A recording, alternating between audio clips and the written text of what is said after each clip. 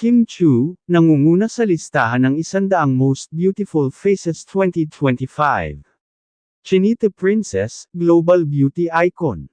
Mga ka-celebrity hub, isang malaking karangalan ang natanggap ng ating Chinita Princess, Kim Chu, matapos siyang mapabilang sa prestihiyosong listahan ng 100 Most Beautiful Faces of 2025 ng TC Candler. Bagamat hindi pa opisyal na inilalabas ang buong listahan, maraming fans ang umaasa na si Kim ay kabilang sa mga nangungunang posisyon. Kim Chu, from Teen Big Winner to Global Beauty Icon.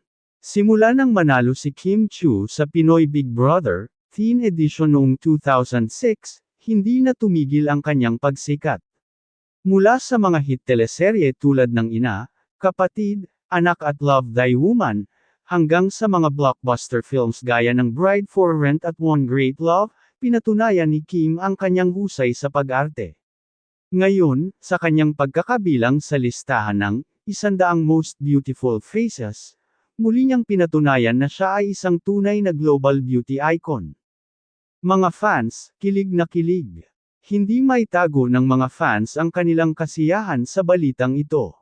Sa social media, nag-trending agad ang hashtags na #KimChiMostBeautiful at #ChinitaPrincess.